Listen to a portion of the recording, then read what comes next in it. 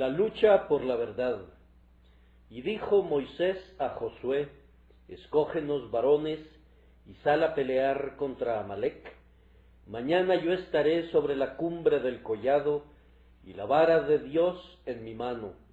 Éxodo 17:9. Los hijos de Israel fueron sacados de Egipto con mano alzada y brazo fuerte. Fueron conducidos al vasto desierto ululante, donde habían muy escasas moradas permanentes de hombres. Por algún tiempo prosiguieron su marcha en la soledad, descubriendo pozos y algunos otros rastros de poblaciones nómadas, pero sin encontrar a nadie que turbara esa soledad. Pero da la impresión que entonces, como ahora, habían tribus errantes que, como los beduinos árabes, vagaban por aquí y por allá a través de toda la región en la que se encontraban los hijos de Israel en aquel momento. Esa gente, excitada por la esperanza de un botín, cayó súbitamente sobre la retaguardia de los hijos de Israel, hiriendo muy cobardemente a las filas postreras de sus huestes, se apropió del botín y se batió velozmente en retirada. Cobrando fuerza y valor por este exitoso despojo, se atrevió luego a atacar al ejército de Israel en pleno, que en aquel tiempo debe haber constado de 2 o 3 millones de almas, que fueron sacadas fuera de Egipto y alimentadas milagrosamente en el desierto. Esta vez Israel no fue sorprendido, pues Moisés había dicho a Josué: escógenos varones y sal a pelear contra Amalec. Mañana yo estaré sobre la cumbre del collado y la vara de Dios en mi mano, suplicando a Dios para que cada golpe dado con la espada fuera doblemente eficaz con la poderosa ayuda de Dios. Se nos informa que lograron una gran victoria. Los amalecitas fueron derrotados y por causa de su inmotivado ataque contra los hijos de Israel, fueron condenados al exterminio. Encontramos que está escrito así: escribe esto para memoria en un libro, y di a Josué que raeré del todo la memoria de Amalec de debajo del cielo. Y Moisés edificó un altar y llamó su nombre Jehová Nisi, y dijo: por cuanto la mano de Amalec se levantó contra el trono de Jehová, Jehová tendrá guerra con Amalec de generación en generación. Ahora, amados, esta escena de guerra no está registrada en la Escritura como una circunstancia interesante para divertir al amante de la historia, sino que está escrita para nuestra edificación. Recordamos el texto que dice: porque las cosas que se escribieron antes, para nuestra enseñanza se escribieron. Hay una enseñanza que se debe sacar de esto, y nosotros la consideramos una enseñanza especial, pues le agradó a Dios que este fuera el primer texto comandado por la autoridad divina como un registro para las generaciones venideras. Pensamos que las jornadas de los hijos de Israel nos proporcionan muchos símbolos del caminar de la Iglesia de Dios por el mundo, y creemos que esta pelea con Amalec es una metáfora y un símbolo de esa lucha diaria y constante que todo el pueblo de Dios debe sostener contra los pecados externos y los pecados internos. El día de hoy me limitaré especialmente al pecado externo. Voy a hablar de la gran batalla que al momento presente se está librando por Dios y por su verdad en contra de los enemigos de la cruz de Cristo. Intentaré primero hacer unos cuantos comentarios sobre la guerra en sí. Luego vamos a considerar el método autorizado para la guerra que es doble, golpes consistentes y oraciones consistentes, y luego concluiré alentando a la Iglesia de Dios a una diligencia mayor y más celosa en la guerra por Dios y por su verdad. Entonces, en primer lugar, haremos unos comentarios sobre la gran guerra que está tipificada por la lucha entre los hijos de Israel y Amalec. Primero, noten que esta cruzada, esta lucha sagrada, esta guerra santa de la que hablo, no es contra hombres, sino contra Satanás y contra el error. No tenemos lucha contra sangre y carne. Los cristianos no están en guerra contra ningún hombre que camina sobre la tierra. Estamos en guerra contra la infidelidad, pero a los infieles los amamos y oramos por ellos. Estamos en guerra contra cualquier herejía, pero no tenemos enemistad contra los herejes. Nos oponemos y declaramos la guerra a muerte con todo lo que se oponga a Dios y a su verdad, pero en relación a todo hombre procuraremos practicar la santa máxima: amad a vuestros enemigos, haced bien a los que os aborrecen. El soldado cristiano no tiene ni pistola ni espada, pues no pelea con hombres. Es contra las huestes espirituales de maldad en las regiones celestes que combate, y contra otros principados y potestades diferentes de los que se sientan en los tronos con cetros en sus manos. He observado, sin embargo, que algunos cristianos, y es un sentimiento al cual estamos inclinados todos, son muy propensos a convertir la guerra de Cristo en una lucha de carne y sangre, en vez de que sea una contienda contra el error y la maldad espirituales. ¿Acaso no han notado nunca en las controversias religiosas cómo los hombres riñen entre sí y hacen alusiones personales y se insultan mutuamente? ¿Qué es eso sino la consecuencia de olvidar que es la guerra de Cristo? No estamos luchando contra los hombres, estamos peleando en favor de los hombres más bien que contra ellos. Estamos combatiendo por Dios y su verdad en contra del error y en contra del pecado, mas no en contra de los hombres.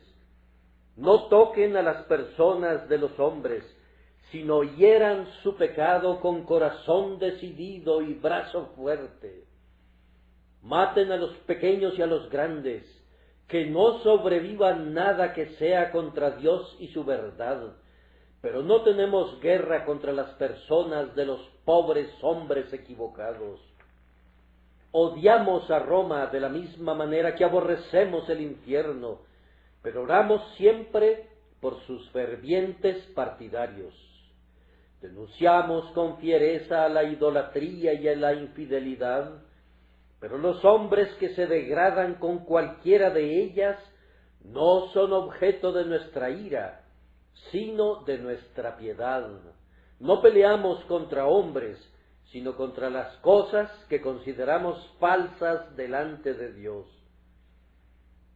Debemos hacer siempre esa distinción, pues de lo contrario el conflicto con la Iglesia de Cristo será degradado a una simple batalla de fuerza bruta y de ropa ensangrentada, y así el mundo será otra vez Acéldama, un campo de sangre.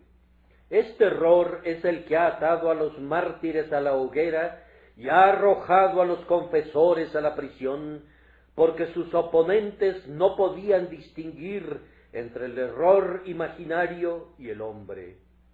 Al tiempo que hablaban con vigor contra el pretendido error, en su intolerancia sentían que debían también perseguir al hombre, cosa que no necesitaban hacer ni debían hacer. Nunca tendré miedo de expresar lo que pienso, utilizando todas las palabras más sencillas que pueda juntar, y no temo decir cosas duras contra el diablo, ni contra lo que el diablo enseña, pero soy amigo de todo habitante de este ancho mundo, y no tengo enemistad con nadie ni por un momento, como no podría tenerla con un bebé que acaba de ser traído a este mundo. Debemos odiar al error, debemos aborrecer la falsedad, pero no debemos odiar a los hombres, pues la guerra de Dios es contra el pecado. Que Dios nos ayude siempre a hacer esa distinción. Pero ahora observemos que la guerra que hace el cristiano, y podemos decírselo para alentarlo, es una guerra muy justa. En cualquier otro conflicto en que los hombres hayan participado, ha habido dos opiniones. Algunos han opinado que la guerra era justa y otros han dicho que era injusta, pero en relación a la guerra sagrada en la que han estado involucrados todos los creyentes, ha habido una sola opinión entre los hombres de mente recta. Cuando el antiguo sacerdote estimulaba a los cruzados a la guerra, les hacía gritar Deus vult, es la voluntad de Dios. Y nosotros podemos decir lo mismo con mayor razón.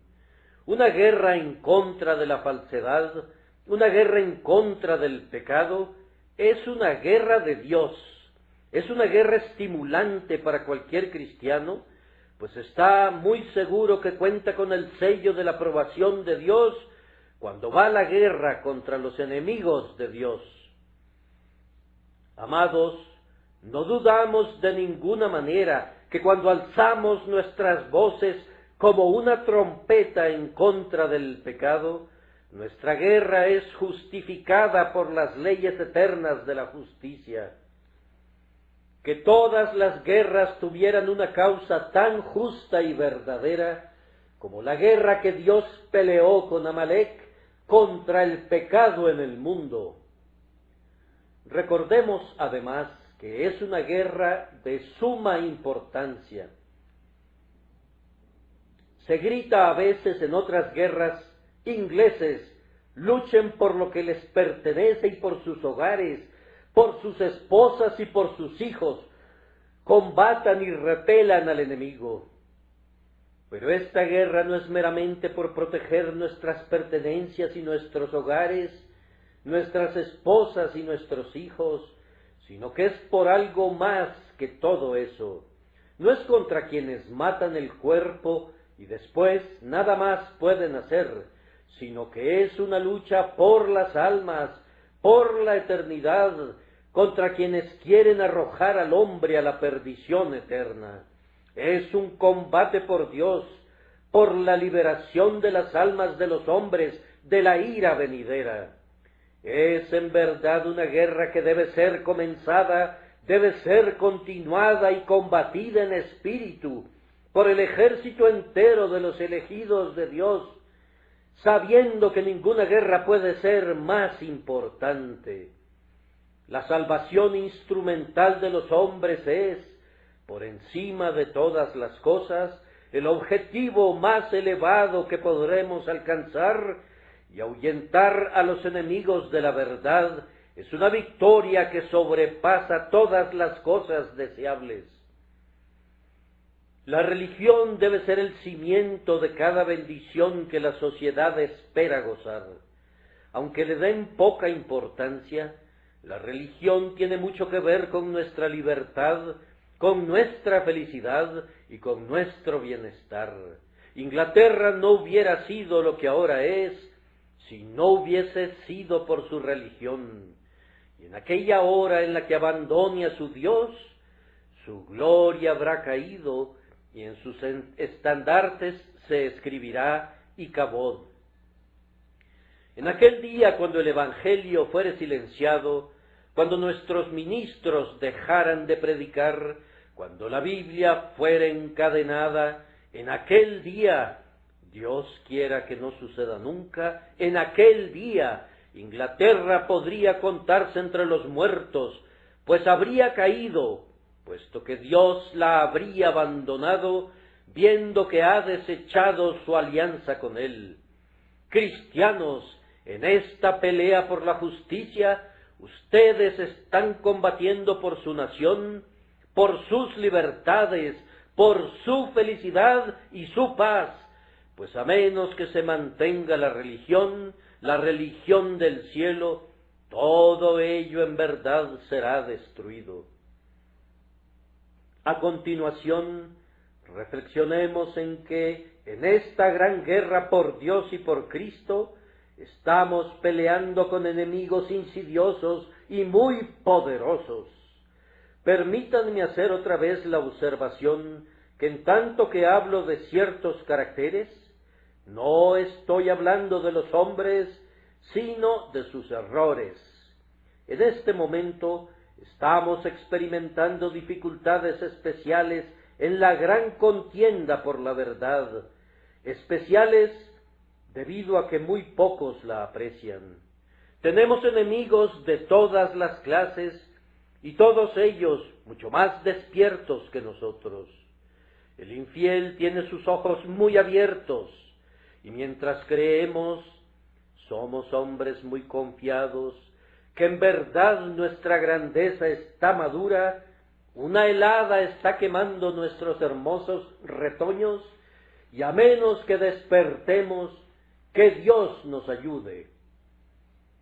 Casi en todo lugar la infidelidad parece cobrar una gran influencia, no la infidelidad osada y jactanciosa de Tom Paine, sino una infidelidad más cortés y moderada, no la infidelidad que mata la religión con un garrote, sino aquella que trata de envenenar con pequeñas dosis de veneno y sigue su camino, afirmando que todavía no ha lesionado a la moral social. En todas partes esto está aumentando. Me temo que la gran masa de nuestra población está imbuida de un espíritu infiel. Entonces tenemos que preocuparnos más de eso que de Roma. No de Roma en su ataque abierto, de eso tenemos poco temor. Dios ha dado al pueblo de Inglaterra un espíritu protestante tan valeroso que cualquier abierta innovación proveniente del Papa de Roma sería repelida instantáneamente. Me refiero al catolicismo romano que se ha infiltrado en la Iglesia de Inglaterra bajo el nombre de puseísmo. Se ha incrementado por todas partes. Están comenzando a prender velas en el altar, que es sólo un preludio de esas grandes llamas con las que quieren consumir nuestro protestantismo. Oh, que hubiesen hombres que los desenmascararan. Hay mucho por qué temerles, pero no le daría mayor importancia si no fuera por algo que es todavía peor. Tenemos que luchar con un espíritu, que no sé cómo denominarlo, a menos que lo llame un espíritu de moderación enfermiza en los púlpitos de las iglesias protestantes. Los hombres han comenzado a limar los ásperos filos de la verdad, a desechar las doctrinas de Lutero y de Zwinglio y de Calvino, tratando de adaptarlas para complacer a los gustos más refinados. Pueden visitar en estos días una capilla de la Iglesia Católica y oír un sermón predicado por algún sacerdote católico que es tan bueno como el que pudiera predicar un ministro protestante, porque no aborda los puntos controversiales ni expone las partes claves de nuestra religión protestante. Adviertan también cuánto desprecio hay en la gran mayoría de nuestros libros hacia la sana doctrina. Los autores imaginan que la verdad no tiene mayor valor que el error, que en cuanto a las doctrinas que predicamos no tienen mayor importancia. Todavía sostienen que el hombre de recta vida no puede equivocarse. El letargo y la frialdad se están infiltrando en los púlpitos bautistas y de muchas otras denominaciones, y con ellos una suerte de anulación de toda verdad, al tiempo que generalmente predican sólo pequeños errores dignos de notarse. Sin embargo, la verdad misma es expresada de una manera tan diluida que nadie la detecta, y en un estilo tan ambiguo que nadie es sacudido por ella. En la medida que esté al alcance del hombre, las flechas de Dios deben ser quebradas y la espada debe ser envainada en el día de la batalla. Los hombres ya no oyen la verdad como solían hacerlo. Una boca de terciopelo está reemplazando al cojín de terciopelo, y el órgano es lo único en el edificio que expresa un cierto sonido. De tales cosas, líbranos, Señor. Que el cielo ponga un fin a toda esta moderación mal entendida. Necesitamos una verdad expresada con franqueza en estos peligrosos días. Necesitamos un hombre en este momento que hable como Dios le indique y que no se preocupe por nadie. Oh, si tuviésemos entre nosotros a algunos de los viejos predicadores escoceses. Esos predicadores escoceses hacían temblar a los reyes. No eran siervos de hombres, eran muy señores doquiera que iban, porque cada uno de ellos decía: Dios me ha dado un mensaje, mi frente es adamantina contra los hombres, hablaré lo que Dios me diga. Como Micaías, esos predicadores decían: vive Jehová, que lo que Jehová me hablare, eso diré. Héroes de la verdad, soldados de Cristo, despierten. En este momento tenemos enemigos. No crean que la lucha ha terminado. La gran guerra de la verdad se torna más intensa y fiera que nunca. Oh soldados de Cristo, desenvainen sus espadas, levántense otra vez por Dios y por su verdad, para que el evangelio de la gracia inmerecida no sea olvidado. Solo déjenme agregar, en lo relativo a esta guerra, que tendrá perpetua duración. Recordemos, amados hermanos, que esta guerra entre el bien y el mal debe ser continua y no debe cesar nunca hasta que la verdad haya obtenido la victoria. Si suponen que nuestros antepasados hicieron lo suficiente por la verdad y por Dios, y que ustedes pueden disfrutar del ocio, cometen un grave error. Hasta ese día, cuando el mando tenga la verdad y la verdad tenga el mando, no debemos envainar nunca nuestras espadas. Hasta la feliz hora en que Cristo reine, cuando sea Señor de todas las tierras, cuando forjemos asadones de nuestras espadas, hoces de nuestras lanzas, y los hombres ya no aprendan más la guerra, hasta ese día el conflicto debe mantenerse. Que nadie piense que hemos alcanzado una posición en la que no tenemos necesidad de estar vigilantes. Así como la guerra ha sido terrible en el pasado, sigue siéndolo ahora, aunque de otra manera. Ahora no tenemos necesidad de resistir hasta la muerte en nuestra lucha con el pecado, pero tenemos necesidad de un poder de resistencia tan firme como el que poseyeron los mártires y confesores en los días del pasado. Hermanos, tenemos que despertar. El ejército debe estar presto. Los soldados del Señor deben despertar a una conciencia de su posición. Ahora tocamos la trompeta. Apresúrense a la batalla, soldados amodorrados. Arriba, arriba, arriba. Sus estandartes deben ondear y sus espadas deben ser desenvainadas. Es un día de lucha, un día de guerra y de contienda. Sin embargo, no puedo concluir esta sección de mi sermón sin señalar que no es meramente el error en la religión lo que debemos combatir, sino el error en la práctica. Oh, amados, este mundo es un mundo perverso todavía, y Londres es todavía una ciudad abominable. Tenemos un hermoso lustre por doquier, un hermoso exterior, pero hay en sus partes ocultas. El pecado aún domina. Esta es la gran ciudad de las falsas apariencias, la lucida casa de la impostura, el hogar inmundo de la corrupción. Nuestras calles están bordeadas de bellas casas. Pero ¿qué encontramos en su interior? ¿Qué encontramos allí, en las entrañas de nuestra ciudad?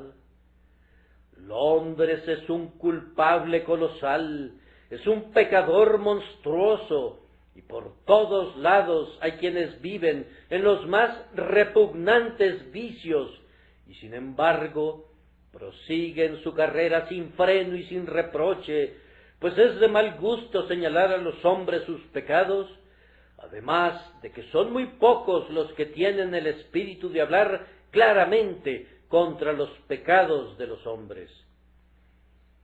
Cuando consideramos la presencia del libertinaje femenino que cuenta entre sus adeptos a decenas de miles, ¿acaso no somos conducidos a concluir que el mismo pecado debe ser muy común entre los hombres? Ya, qué terrible que tengamos que expresar esto. Y los hombres que engañan y seducen a las pobres desventuradas mujeres, ¿no son admitidos en la sociedad como personas respetables y morales? ¿Qué es esto sino abominable hipocresía? En Londres somos más pecadores de lo que muchos suponen. Todo está encubierto, pero no crean que pueden engañar a Dios de esta manera. El pecado merodea a un hórrido ritmo por la tierra. La iniquidad todavía recorre nuestras calles disfrazada, es cierto, no como pecado abierto, pero muy ofensiva para Dios y para los hombres buenos. Oh, hermanos míos, el mundo no es bueno todavía. Tiene una película protectora, pero en todo momento la repugnante enfermedad acecha por dentro. Otra vez les digo, levántense en armas, soldados de Cristo. La guerra contra el pecado no ha terminado, a duras penas ha comenzado. Pero ahora, en segundo lugar, tenemos que advertir brevemente los medios establecidos para la guerra. Cuando Amalec salió contra Israel, Dios estableció dos medios para combatirlos. Si hubiese querido, habría podido enviar un viento para ahuyentarlos, o habría podido acabar con sus ejércitos mediante la ráfaga de la plaga, pero no le agradó hacerlo de esa manera, pues hubiera otorgado el honor al esfuerzo humano, y por eso dijo a Josué: escógenos varones y sal a pelear contra Amalec. Es cierto que, con la fortaleza de Dios, Josué pudo haber vencido al enemigo, pero Dios dice: a la vez que honro el esfuerzo humano, aún así haré comprender a los hombres que Dios lo hace todo. Moisés sube a la cumbre del collado, permanece allí en oración, sostén en alto tu vara, y mientras los soldados de Josué se apresuran a la batalla, Moisés intercederá y ustedes obtendrán un triunfo conjunto. Tu oración, oh Moisés, sin la espada de Josué no prosperará, y la espada de Josué sin la vara de Moisés no será eficaz. Las dos formas de combatir contra el pecado son estas: golpes consistentes y oraciones consistentes. Primero, la Iglesia debe emplear golpes fuertes y batalla encarnizada en contra del pecado. De nada servirá que se encierren en sus casas y le pidan a Dios que detenga el pecado, a menos que vayan y hagan algo ustedes mismos. Si oran hasta quedarse mudos, nunca tendrán una bendición, a menos que se involucren ustedes mismos. El agricultor ora por su cosecha. ¿Podría obtenerla si no ha arado y no ha sembrado luego su semilla? El guerrero ora por la victoria, pero si sus soldados se quedan tranquilos y permiten que les disparen, ¿obtendría algún triunfo? No, debe haber un activo ejercicio del poder otorgado por Dios, pues la oración sin ese ejercicio no aprovecharía en nada.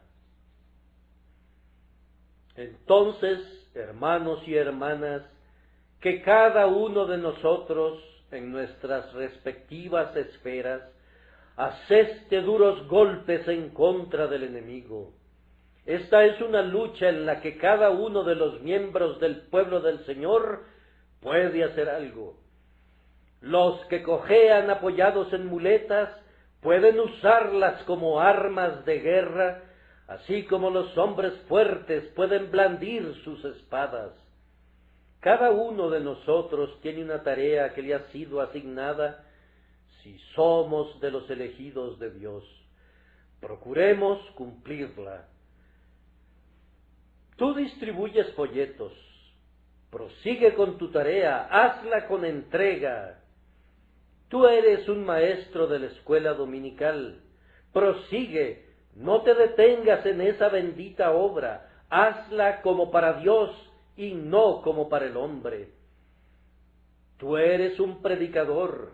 Predica conforme a la habilidad que Dios te da y ten siempre presente que Él no requiere más de un hombre de lo que Él mismo le ha dado.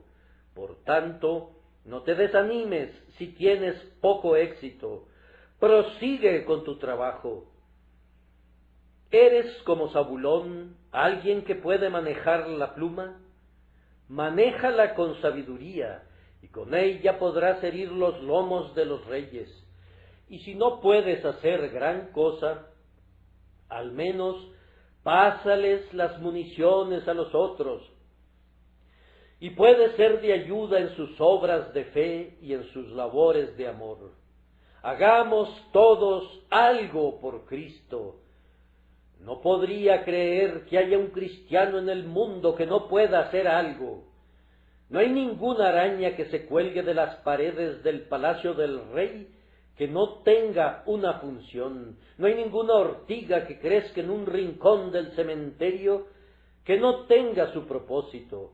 No hay ningún insecto que bata sus alas en la brisa que no cumpla con algún decreto divino. Y yo no podría aceptar que Dios haya creado a algún hombre, especialmente a algún hombre cristiano, para que fuera un vacío, para que no fuera nada. Él te hizo con un propósito. Descubre cuál es ese propósito. Encuentra tu nicho y llénalo. Aunque sea muy pequeño, aunque sea cortar tu leña o sacar tu agua, haz algo en esta gran batalla por Dios y por la verdad. Josué debe salir y escoger varones. Me parece verlo. Da la impresión que era un hombre de guerra desde su juventud. Pero ¿entre qué mezcolanza tenía que elegir? Vamos, ellos eran un conjunto de esclavos. No habían visto una espada nunca en sus vidas, excepto en las manos de los egipcios. Eran unas criaturas pobres y miserables. Fueron unos cobardes cuando vieron a sus viejos enemigos en el Mar Rojo y ahora sus armas eran aquellas que el propio Mar Rojo había arrojado de sus entrañas, y sus uniformes respondían a todas las descripciones posibles sobre la tierra. Josué, sin embargo, escoge a los más fuertes de ellos y les dice: vengan conmigo. Era de verdad, como uno lo llamaría, un regimiento harapiento con el cual se presentó a la lucha, y sin embargo ese regimiento harapiento salió victorioso. Josué ganó el combate contra los amalecitas, gente que poseía un entrenamiento para llevar una vida de rapiña. Entonces, ustedes, hijos de Dios, es posible que sepan muy poco de las tácticas de guerra, y sus enemigos podrían derrotarlos en cuanto a los argumentos y aniquilarlos en materia de lógica. Pero si son hijos de Dios, los que están con ustedes son más que suficientes para luchar con los enemigos. Vivirán para verlos tendidos, muertos en el campo de batalla. Solo pelea con fe en Dios y saldrás victorioso. Pero esto no es todo. Josué podría haber peleado, pero pudo haber sido derrotado si no hubiese sido por Moisés en la cumbre del collado. Ambos eran necesarios. ¿No ves la batalla? No es de grandes proporciones, pero aún así es digna de toda tu atención. Allá están los amalecitas lanzándose a la guerra con gritos discordantes. Mira, Israel los está repeliendo y Amalec huye. Pero, ¿qué es lo que veo? Ahora Israel retrocede y huye. Ahora de nuevo se reaniman y ahuyentan a Amalec. Miren, son despedazados por la espada de Josué, y el poderoso Amalec se abate como el grano bajo la hoz del segador. Las hordas de Amalec se están extinguiendo, pero otra vez la batalla fluctúa. Josué huye, pero nuevamente reanima sus tropas. ¿Y acaso no han observado el fenómeno milagroso? Allá, en la cumbre del collado, está Moisés. Observarán que cuando sus brazos estaban extendidos, Israel derrotaba a Amalec, pero en el instante en que por el cansancio bajaba sus manos, entonces Amalec tenía una victoria temporal. Y cuando de nuevo alzaba su vara, Israel dispersaba al enemigo. Cada vez que la mano de la oración caía, la victoria fluctuaba entre los combatientes. Ven al venerable intercesor. Moisés, siendo un hombre de avanzada edad, se cansa de permanecer de pie así tantas horas. Entonces lo sientan sobre una piedra. A pesar de ello, sus brazos no son de hierro y sus manos están bajando. Pero vean, sus ojos despiden fuego y sus manos son alzadas al cielo. Las lágrimas comienzan a rodar por sus mejillas y sus oraciones jaculatorias suben al cielo como muchos dardos que encontrarán su objetivo en el oído de Dios. ¿Pueden verlo? Él es el eje de la victoria. Cuando vacila, Amalec prevalece, y cuando recupera su fuerza, el pueblo elegido gana la victoria. Miren, Aarón está sosteniendo su mano por un momento, y luego se apoya sobre Hur, y el anciano cambia sus manos, pues la batalla dura todo el día, y bajo el ardiente sol es un trabajo muy agotador mantenerlas en una sola posición. Pero vean cuán virilmente las mantiene, duras como si hubiesen sido esculpidas en piedra. Cansado y agotado, aún así sus manos están extendidas como si fuese una estatua, y sus amigos le ayudan en su celo. Y vean ahora, las filas de Amalek están deshechas como delgadas nubes ante un viento fuerte de Vizcaya. Huyen, huyen, todavía sus manos están inmóviles, todavía pelean, todavía los amalecitas huyen, todavía Josué prevalece, hasta que al fin todos los enemigos yacen tendidos, muertos sobre la llanura, y Josué regresa con un grito de júbilo. Ahora, esto nos enseña que debe haber oración acompañada de esfuerzo. Ministro, aunque continúes predicando, no tendrás ningún éxito a menos que ores. Si no sabes cómo luchar con Dios de rodillas, encontrarás que es muy difícil luchar de pie en el púlpito con los hombres. Podrás esforzarte para hacerlo, pero no tendrás éxito, a menos que apoyes tus esfuerzos en la oración. Es más probable que falles en tus oraciones que en tus esfuerzos. No leemos en ningún momento que la mano de Josué haya estado cansada de blandir la espada, pero la mano de Moisés sí estaba cansada de sostener la vara. Entre más espiritual sea la tarea, más propensos estaremos a cansarnos de ella. Podríamos pararnos y predicar todo el día, pero no podríamos orar todo el día.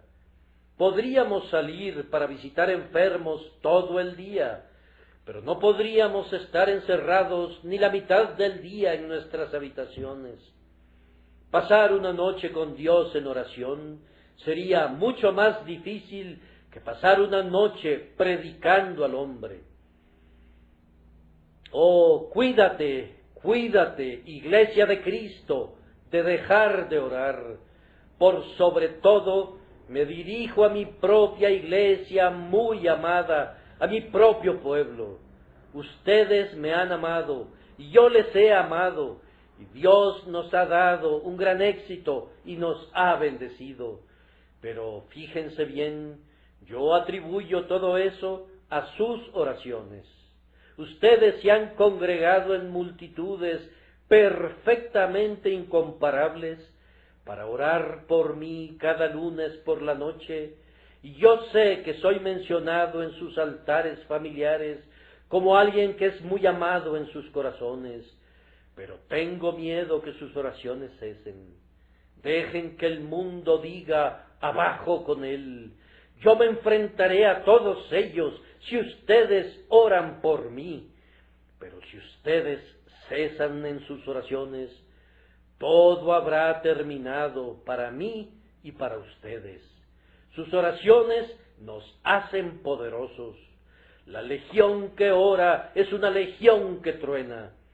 Si me pudiera comparar con un comandante militar, diría esto, que cuando veo que mis hombres se levantan para orar en números tan grandes, me siento como Napoleón cuando envió a su vieja guardia. La batalla había amainado. Allá van, dijo, ahora la victoria es segura. O como nuestros propios guardias, los boinas negras, que donde quiera que iban, llevaban la victoria con ellos. La legión que ora es una legión que truena en todas partes. Los hombres pueden enfrentarse a todo menos a la oración. Si oráramos como algunos hombres lo han hecho, arrancaríamos de tajo las propias puertas del infierno. Oh, que tuviésemos poder en la oración. No cesen, se los ruego, se los suplico, no cesen de orar. Dejen de hacer cualquier otra cosa, pero no dejen de orar. Puestos de rodillas, luchen con Dios, y ciertamente el Señor nuestro Dios nos bendecirá, y témanlo todos los términos de la tierra. Y ahora, en tercer lugar, Voy a concluir solamente con unas cuantas observaciones para animarlos a la guerra. Recuerden, oh hijos de Dios, que hay muchas cosas que deben hacer los valientes para combatir por Dios y por su verdad. Lo primero que voy a traer a su memoria es el hecho de que esta guerra en la que están involucrados es una guerra hereditaria. No es una que ustedes hayan comenzado, sino una que han heredado desde el momento en que la sangre de Abel clamó por venganza. Cada mártir que ha muerto ha pasado la bandera ensangrentada al siguiente, y éste a su vez se la ha pasado a otro mártir. Cada confesor que ha sido atado en la hoguera para ser quemado ha encendido su vela y se la ha entregado a otro, diciéndole: cuídala. Y ahora he aquí la vieja espada, por Jehová y por Gedeón. Recuerden qué brazos la han blandido, recuerden cuán a menudo ha penetrado hasta partir el alma y el espíritu, las coyunturas y los tuétanos. ¿La van a deshonrar? ¿La deshonrarán? Aquí está el grandioso estandarte. Ha ondeado en muchas brisas, mucho antes que la bandera de esta nuestra tierra fuera confeccionada. La bandera de Cristo fue suspendida en alto. ¿Van a mancharla? ¿La mancharán? ¿No la entregarán a sus hijos todavía inmaculada, diciendo: prosigan, prosigan, les dejamos la herencia de guerra, prosigan, prosigan y venzan? Lo que hicieron sus padres, háganlo ustedes otra vez. Todavía sostengan la lucha hasta el final de los tiempos. Yo amo a mi Biblia porque es una Biblia bautizada con sangre. La amo todavía más porque muestra la sangre de Tyndale. La amo porque está teñida de la sangre de John Bradford y de Rowland Taylor y Hooper, y amo porque está manchada de sangre. A veces pienso que me gusta la fosa bautismal porque ha sido manchada con sangre y ahora está prohibida por la ley en el continente europeo. La amo porque veo en ella la sangre de hombres y mujeres que fueron martirizados porque amaron la verdad. ¿Acaso no defenderán el estandarte de la verdad después que tan ilustre linaje de guerreros lo ha sostenido en sus manos? Quisiera haber podido dirigirme a ustedes como habría deseado, pero mi voz me falla. Por tanto, no puedo exhortarlos exceptuando una consideración, que es la perspectiva de la victoria final. Es cierto que antes de que pase mucho tiempo triunfaremos. Por tanto, no renunciemos a la lucha. Me ha dado mucha satisfacción oír que últimamente ha habido un avivamiento en las filas de la Iglesia de Cristo. Por aquí y por allá oigo que se están levantando grandes evangelistas. Algunos me han preguntado, cuando se han mencionado sus nombres: ¿qué puedes comentar? Mi respuesta es: ojalá todo el pueblo de Jehová fuese profeta. Oh, que Dios envíe miles y miles de hombres que reúnan multitudes para oír su palabra. Yo quisiera que llegue el día en que cada iglesia y cada capilla de Inglaterra estuviesen tan llenas de almas como esta, y que fueran tan grandes como esta.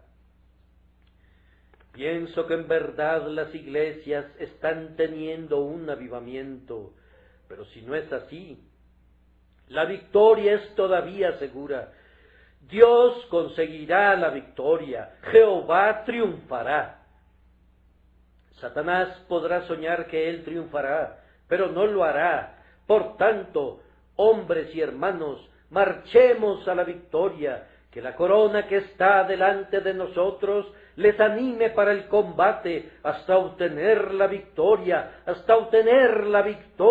y adelante, adelante, adelante, pues Dios es por ustedes. Recuerden al grandioso intercesor. Cristo está en la cumbre del collado, y mientras ustedes se encuentran en el valle, Él intercede y prevalecerá. Continúen y obtengan la victoria en el nombre de Cristo. No puedo extenderme más, pero debo concluir repitiendo las palabras con las que siempre me gusta terminar mis sermones. El que creyere en el Señor Jesús y fuere bautizado será salvo, mas el que no creyere será condenado. Oh, que crean en Cristo. Oh, que Dios les dé fe para que pongan su confianza en Él. Este es el único camino de salvación. Cree en el Señor Jesucristo y serás salvo.